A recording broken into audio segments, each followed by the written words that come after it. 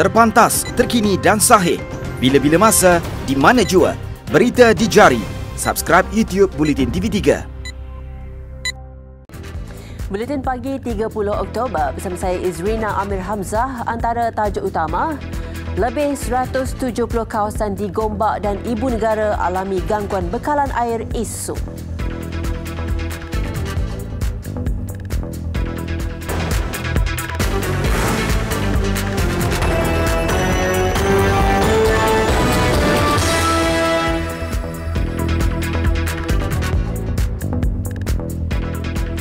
Assalamualaikum dan salam sejahtera. Wisma Putra tidak menerima sebarang laporan mengenai rakyat Malaysia yang terjejas oleh gempa bumi 6.6 magnitude di Kota Batu Utara di selatan Filipina. Kejadian pagi semalam itu dilaporkan telah meragut sekurang-kurangnya 6 nyawa sehingga menyebabkan kerosakan kepada bangunan dan tempat tinggal.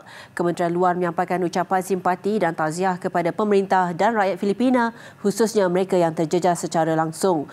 Rakyat Malaysia yang memerlukan bantuan konsular boleh menghubungi Konsulat Jeneral Malaysia di Davao City. Menurut laporan media, gempa disebabkan oleh pergerakan tanah di kedalaman 6.9 km, kira-kira 24 km timur laut Bandar Tulunan.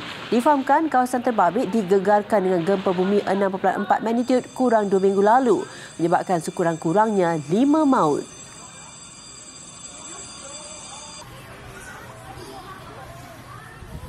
Tak kakusog sa linog. Mayat pengurus jualan kereta ditemui lemas di Sungai Kelantan di Jambatan Sultan Yahya Petra, Kota Baru. Mayat lelaki berusia 42 tahun itu dijumpai terapung pada jam 9.50 malam tadi di lokasi dia terjatuh. Ketua Balai Bomba dan Penyelamat Darul Naim, Muhammad Rizwan Ali berkata, ahli keluarga melihat mayat mangsa timbul di permukaan air ketika membaca Yasin di tebing sungai terbabit. Mereka kemudian memaklumkan kepada anggota bomba yang bertugas yang berada di lokasi. Sebaik dikeluarkan dari sungai, mayat mangsa dihantar ke Hospital Raja Perempuan Zainab II, Kota Baru untuk bedah siasat. Operasi mencari dan menyelamat mangsa ditutup pada 6.30 petang. Namun 7 anggota bertugas di lokasi pada waktu malam. Isnin lalu, bapa kepada 2 anak itu dikuatiri lemas di selepas terjun dari Jambatan Sultan Yahya Petra. Kejadian jam 10 pagi itu dilihat pengguna laluan berkenaan yang kemudiannya memaklumkan kepada pihak berkuasa.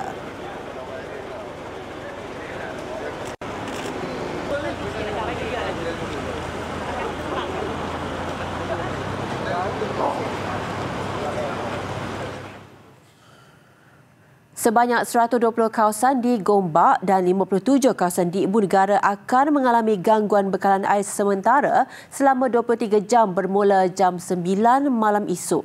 Gangguan membabitkan 119,630 akaun pelanggan yang berdaftar. Menerusi satu kenyataan, Ketua Jabatan Perhubungan Pelanggan dan Komunikasi Pengurusan Air Selangor Sdn Berhad Abdul Rauf Ahmad berkata, gangguan itu berikutan pelaksanaan kerja penggantian injap. Ia perlu dilakukan segera bagi mengelak insiden luar jangka yang boleh menjejaskan bekalan air pada masa hadapan. Orang ramai dinasihat menyimpan bekalan air bagi kegunaan sepanjang tempoh gangguan. Air Selangor akan menggerakkan bantuan lori tangki air dengan keutamaan kepada pelanggan di premis kritikal dan kecemasan. Maklumat lanjut dan status terkini boleh didapati dengan menghubungi Pusat Perhubungan Pelanggan Air Selangor atau menerusi aplikasi telefon bimbit Air Selangor atau laman sesawang tertera. Orang ramai juga boleh menghantar pesanan bagi kes kecemasan dan kritikal melalui aplikasi WhatsApp.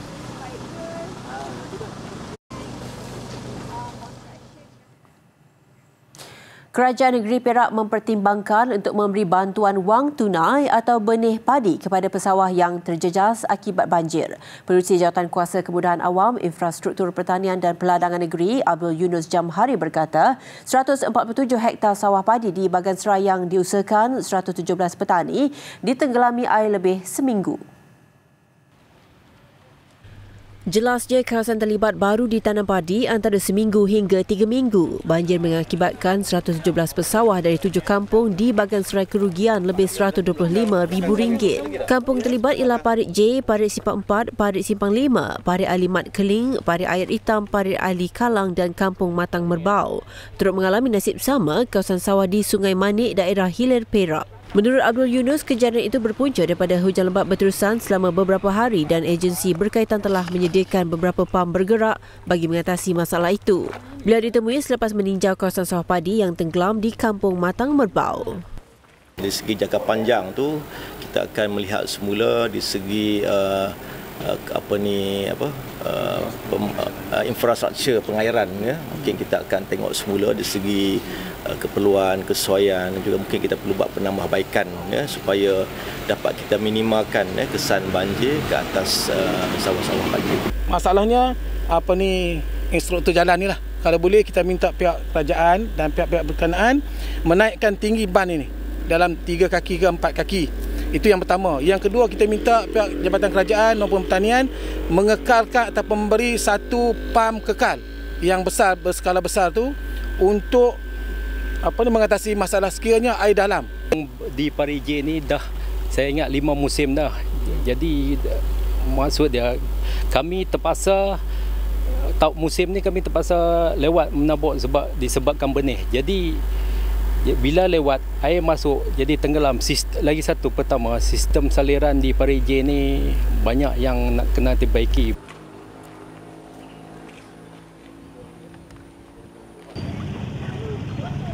Di Changlung, Kedah, rata-rata penduduk yang terjejas banjir masih bertahan di rumah masing-masing. Antaranya warga emas Putih Saman 96 tahun dari kampung Payanomi yang sakit terlantar sejak 2 bulan lalu. Anaknya Khadijah Ismail 60 tahun berkata ibunya ditempatkan ke tingkat atas setelah menyedari air mulai masuk ke dalam rumah. Tingkat atas rumah itu dibina selepas kejadian banjir besar pada 2005 bagi memudahkan mereka menyelamatkan diri. Mereka belum berpindah atas faktor keselesaan ibunya selain paras air banjir belum pada tahap serius. Payah kalau pergi pindah kena mati pergi sama. Payah kan nak jaga dia ni, nak ganti, nak berak lagi kan. Tak boleh. Sementara itu, Exco Kedah Halimatun Syahadiah Saad turun padang meninjau mangsa banjir. Ujarnya, semua agensi berkaitan turut digerakkan bagi menghulurkan bantuan kepada penduduk yang terjejas.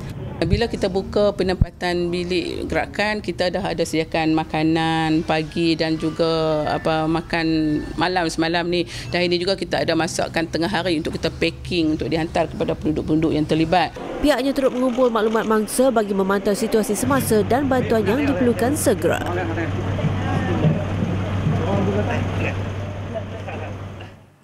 Tiada sebarang bukti setakat ini yang boleh dikaitkan dengan serangan cyber yang menjadi punca kegagalan rangkaian Total Airport Management System TAMS lapangan terbang antarabangsa Kuala Lumpur baru-baru ini.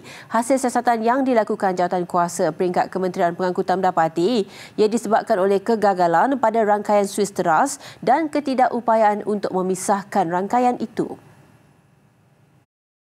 Swiss Teras adalah merupakan Swiss yang menghubungkan ke semua rangkaian sistem di KLIA. Hasil siasatan yang dijalankan juga mendapati bahawa tiada sebarang bukti yang menunjukkan terdapat sebarang serangan cyber. Tambahnya, Swiss Teras itu digunakan sejak KLIA mula beroperasi pada 1998 dan tidak pernah diganti. Malaysia Airport Holdings Berhad MAHB ketika ini masih menyiasat jumlah kerugian yang ditanggungnya. Ekoran kejadian itu termasuk kerugian yang didakwa oleh syarikat-syarikat penerbangan. Kementerian juga akan memantau pelaksanaan langkah-langkah yang dicadangkan Jawatankuasa berkenaan bagi mencegah insiden sama berulang. 28 Ogos lalu, Kementerian Pengangkutan menubuhkan Jawatankuasa untuk menentukan hal keadaan dan punca sebenar kegagalan rangkaian TAMS di KLIA.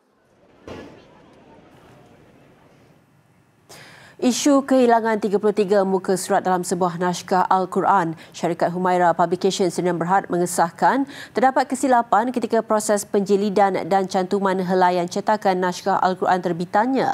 Pengarah urusannya, Muhammad Syahrul Arifin Abdul Manan, memohon maaf di atas perkara itu dan pemilik sudah diminta untuk memulangkannya. Syahrul Arifin mengakui ia adalah kesilapan pihaknya dan akan ditambah baik pada masa akan datang. Jelasnya, Humaira Publication memiliki prosedur operasi standard SOP penerbitan Al-Quran yang sangat ketat selain memenuhi kriteria yang ditetapkan Lembaga Tahsyih Al-Quran, Kementerian Dalam Negeri KDN. Pihaknya juga melantik pencetak luar yang memiliki permit percetakan Al-Quran daripada KDN serta menempatkan 2 orang hufaz bagi memastikan tiada kesilapan berlaku sepanjang proses mencetak. Setakat ini juga, lebih 2 juta naskah Al-Quran keluaran Humaira terjual di pasaran. Baru-baru ini tular di aplikasi WhatsApp mengenai dakwaan seorang individu bahawa Al-Quran yang diterimanya sebagai hadiah tidak mempunyai 33 muka surat mengandungi 6 surah. Selain pengadu, pembeli lain juga diminta untuk memulangkan semula naskah terbitan Humaira Publication yang tidak lengkap untuk digantikan dengan naskah yang sempurna.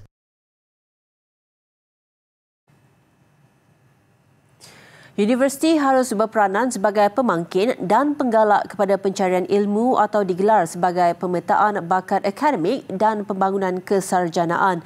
Perdana Menteri Tun Dr. Mahathir Mohamad berkata pendidikan tinggi adalah landasan bagi mencetus kreativiti dan menjana inovasi untuk kelangsungan negara. Selain daripada mendidik anak bangsa, institusi pendidikan tinggi juga berperanan memberi khidmat kepada masyarakat setempat. Keterlibatan institusi pendidikan tinggi dengan masyarakat dapat dilihat melalui sumbangan mereka dalam menyelesaikan masalah yang dihadapi oleh masyarakat. Beliau berucap pada Majlis Anugerah Akademik Negara ke-13 di Palace of the Golden Horses di Seri Kembangan Selangor malam tadi. Tun Dr. Mahathir berkata melalui inisiatif seperti Service Learning Malaysia, University for Society, pengetahuan dan inovasi yang dibangunkan oleh penuntut, ahli akademik dan penyelidik DIPT boleh dipindahkan kepada masyarakat. Pada masa sama, ia perlu dikomersialkan agar dapat memberi manfaat secara langsung kepada komuniti dalam usaha menyokong pembangunan sosioekonomi negara. Ini selaras dasar Kerajaan Pakatan Harapan meletakkan bidang pendidikan sebagai teras utama dalam pembinaan Malaysia baru.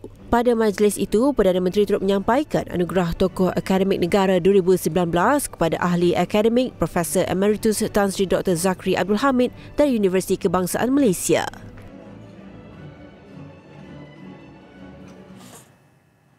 Polis Diraja Malaysia PDRM menerima lebih 37,000 permohonan pelbagai jawatan melalui sistem e-pengambilan PDRM yang dilancarkan pada 23 September lalu.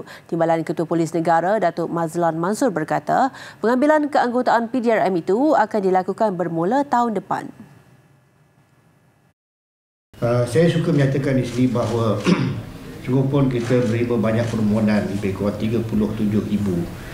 Tapi pada tahun depan kita cuma diperuntukkan penjawatan sebanyak 6,000 sahaja. Sehingga 25 Oktober lalu, PDRM menerima 11,321 permohonan bagi jawatan Inspektor YA13, termasuk kira-kira separuh daripadanya adalah pemohon wanita. Jawatan Konstable Polis YA1 sebanyak 22,441 permohonan, manakala jawatan Konstable Polis YT1 atau bahagian sokongan lebih 3,000 pemohon lelaki. Tawaran e-pengambilan PDRM hanya dibuka sehingga 8 November ini.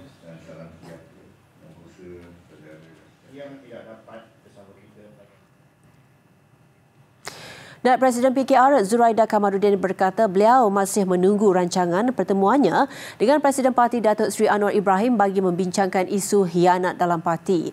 Menurut Zuraida, sehingga perkara itu terjadi, spekulasi berhubung isu pengkhianatan itu perlu dihentikan.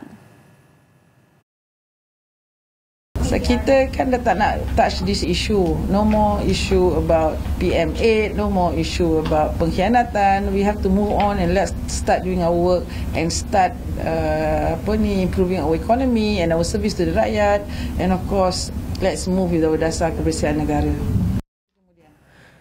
Zuraida dalam kenyataannya sebelum ini bertegas mahu mengadakan pertemuan dengan Datuk Seri Anwar sebelum menghadiri semula mesyuarat Biro Politik dan mesyuarat Majlis Pimpinan Pusat PKR. PKR ini kerana itulah kawasan yang kita nak tumpukan. Kerjasama Sarawak Pay dengan Union Pay International bakal memberikan rangkaian yang lebih luas bagi aplikasi pembayaran secara elektronik. Ketua Menteri Sarawak, Datuk Patinggi Abang Johari Tun Openg berkata, bagi tujuan itu, aplikasi Sarawak Pay kini dijenamakan semula menjadi S-Pay. But we want to make use of our mobile payment somewhere else. In China also, you can make use of it. And then Singapore, certain retail, they accept Union Pay. So there is a collaboration between Union Pay dengan Sarawak Pay lah. Beliau ditemui selepas mengadakan sesi dialog bersama ketua-ketua syarikat berkaitan kerajaan di Kuching. Sehingga 30 Jun lalu, lebih 91,000 pengguna berdaftar menggunakan aplikasi S-Pay dengan nilai keseluruhan transaksi mencecah 35 juta ringgit. Menurut Datuk Patinggi Abang Johari, penjenamaan semula itu akan menjadikan S-Pay turut dikenali di peringkat global. Ladies and gentlemen, today I just want to share my thought. Seorang pesakit buah pinggang buntu untuk mendapatkan wang bagi menyelesaikan bayaran tertunggak rawatan dialisis yang kini mencecah sehingga lebih RM5,000. Lebih malang, tangan Syahril Nizam Abdul kini membengkak hingga membataskan pergerakannya selain tidak mampu melakukan kerja-kerja berat. Menurut Syahril, 40 tahun, dia perlu mendapatkan rawatan dialisis sebanyak 3 kali seminggu di Hospital Cangkat Melintang dengan kos sebanyak RM200. Isterinya, Nurul Ashikin Zamri, 30 tahun, turut menghidapi penyakit yang sama dan pasangan itu turut sama perlu mendapatkan rawatan. Belum ni ada juga peniaga sikit-sikit. Peniaga tu sebabkan dia dah tak boleh nak ni sebab dia dah, tangan dia pun dah rosak. Jadi dia pakai pemkat di dada. Jadi masalah, dia takut kalau berpeluh ke ataupun buat kerja berat, dia tak boleh. Dia takut inspection lah. Dia takut jangkitan kuman. Jadi tak boleh lah, tak boleh buat apa lah dia. Cuma sikit-sikit macam ni je lah. Pasangan terbabit yang berkahwin pada 2011 bergantung sepenuhnya kepada bantuan daripada Baitumal sebanyak RM700 sebulan. Jumlah bantuan kadang-kadang tidak mencukupi untuk menampung keperluan mereka suami isteri. Syahril berterima kasih kepada pihak hospital kerana masih membenarkan beliau mendapatkan rawatan dialisis walaupun mempunyai bil tertunggak. Nasib suami isteri yang tinggal di kampung kepala pulau Parit itu turut mendapat simpati adun belanja. Saya akan memanjangkan segala permohonan kepada pihak Jabatan Kemasyarakatan yang mana mereka ni menjalani dialisis sebanyak 3 kali seminggu yang memerlukan kos pembelajaran yang agak tinggi juga. Pihaknya juga berusaha menyuarakan masalah kebajikan keluarga itu kepada beberapa agensi yang bertanggungjawab bagi meringankan beban mereka. Laporan luar negara, suspek utama kes kematian 39 individu di Essex, United Kingdom didakwa sebagai sindiket pemerdagangan manusia yang beroperasi pada peringkat antarabangsa. Demikian menurut pihak pendakwa raya ketika suspek Maurice Robinson dikenakan pentariman di Mahkamah Chelmsford. Robinson muncul menerusi pautan video dan didakwa dengan 39 pertuduhan membunuh selain beberapa pertuduhan lain. Ketika ini, polis masih menyiasat dakwaan bahawa lori kontena terbabit mungkin sebahagian daripada konvoi 3 kenderaan yang dipercayai membawa lebih 100 mangsa pemerdagangan manusia.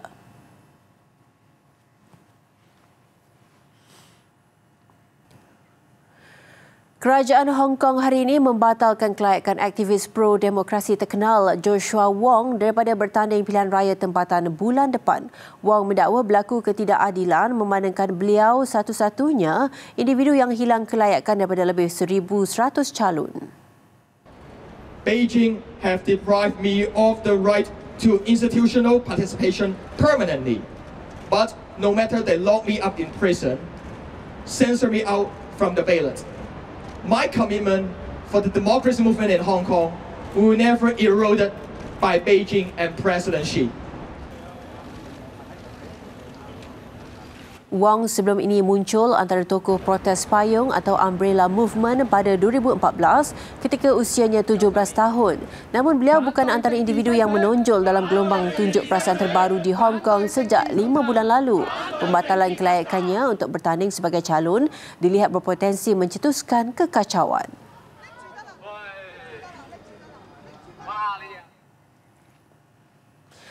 Dua lelaki warga United Kingdom cedera diserang jerung dalam insiden di pantai timur laut Australia. Ketika kejadian, dua pelancong terbabit sedang melakukan aktiviti snorkeling dekat pantai Airlie, Queensland. Menurut polis Queensland, seorang daripada mangsa putus kaki kanan dalam insiden itu, manakala seorang lagi mangsa luka parah di bahagian betis. Ia adalah insiden serangan jerung kali ketiga di kawasan itu dalam tempoh setahun.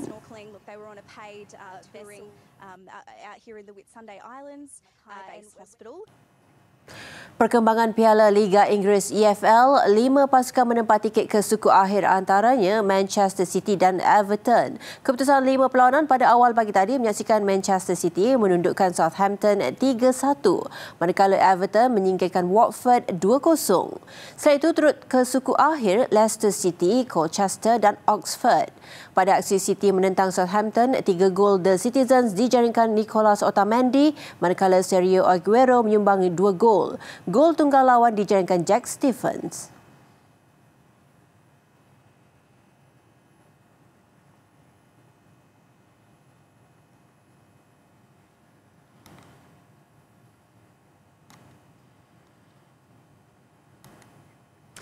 Baiklah, dengan itu sekian saja Buletin Pagi. Saya Izrina Amir Hamzah. Salam hormat dan Assalamualaikum.